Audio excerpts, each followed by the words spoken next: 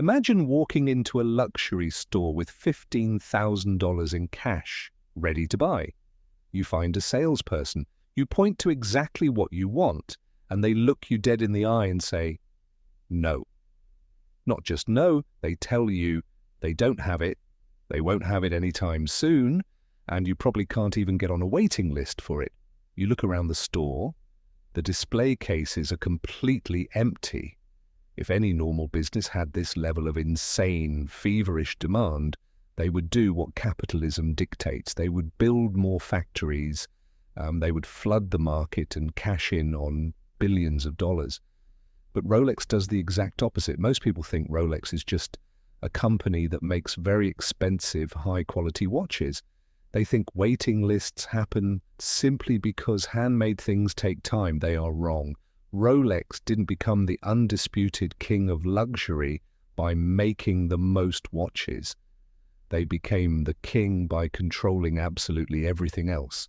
And to understand how they pulled this off, we have to look at the massive secret sitting right at the center of their empire. It starts with a simple truth that most watch enthusiasts don't want to admit. The founder of Rolex, Hans Wilsdorf, wasn't actually a master watchmaker. He was a master marketer. In the early 1900s, wristwatches were fragile. They broke easily, filled with dust and let in water. Wilsdorf didn't just reinvent the gears right away. He solved the biggest problem preventing mass adoption: trust. He created the waterproof oyster case. Then he introduced the self-winding perpetual rotor. Suddenly the wristwatch wasn't fragile anymore. It was a tool. But Wilsdorf knew that having a great product meant nothing if nobody believed it worked. So he put his watches on the wrists of people doing impossible things. When Mercedes Gleitzer swam the icy English Channel, she wore a Rolex. When climbers scaled Mount Everest, they wore Rolex. He didn't sell timepieces, he sold achievements, but establishing trust was only chapter 1. Because what happened next changed the trajectory of the company forever. When you look at massive luxury conglomerates today, they are heavily driven by one thing: shareholders. Every 3 months, the CEO must prove they made more money than the last quarter. This relentless pressure forces luxury brands to constantly expand and dilute the brand to hit revenue targets. Rolex does none of this. Rolex is not owned by billionaires. It is not owned by Wall Street. It is owned by a charitable foundation. Following the death of his wife, Hans Wilsdorf left all of his shares to the Hans Wilsdorf Foundation. This single move made Rolex practically invincible. Because they are owned by a private foundation, they do not publish financial statements. They do not hold earnings calls.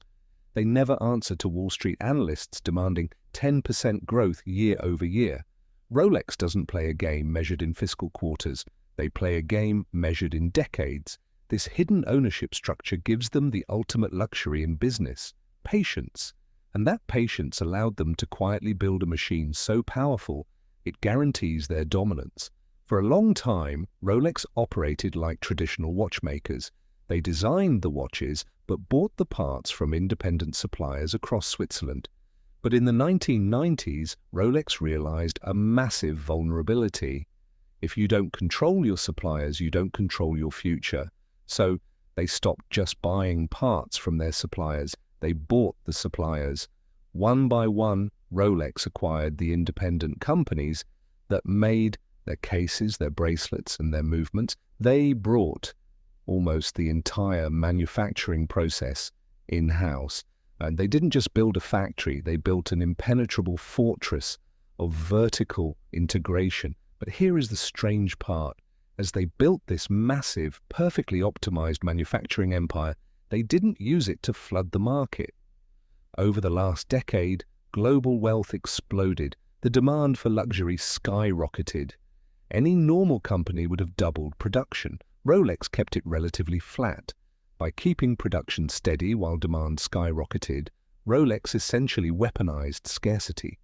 If you want a highly desirable Rolex today, you can't just buy it. You have to go to an authorized dealer, register your interest, and wait. Sometimes you wait years. This completely rewired consumer psychology. Suddenly getting a Rolex wasn't a transaction, it was a privilege. Customers bought thousands of dollars in unwanted jewelry just to build a purchase history, proving they were worthy of spending $15,000 on a steel watch. The scarcity made the brand hotter than ever.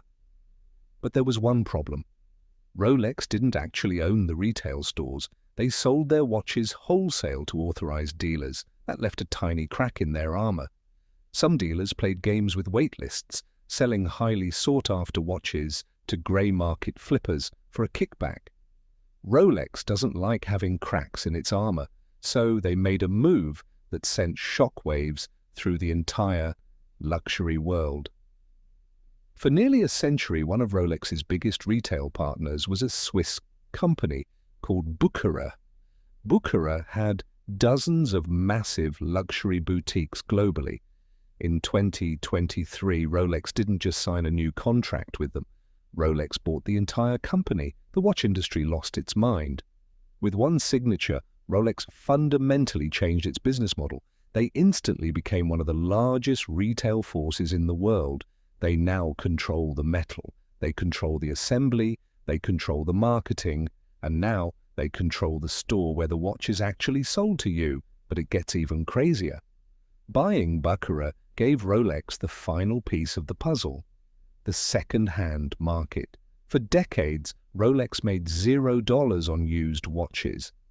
But recently, they launched their certified pre-owned program.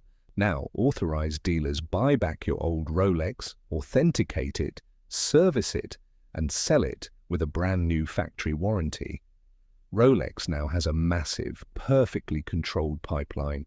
They control the supply, they control the distribution, they control the retail, they control the aftermarket, which brings us back to the empty display cases. When you walk into that store and they tell you they have nothing to sell you, it isn't a failure of their supply chain. It is the ultimate success of their business model. Rolex isn't turning you away because they can't figure out how to make more watches. They are turning you away because that rejection is the exact thing that makes you want it more. If you could buy a Rolex at any mall in America without waiting, it would just be a commodity. By controlling every single variable, by answering to no shareholders, by absorbing their supply chain, by buying their retailers, and by strictly rationing their output, Rolex has transcended manufacturing.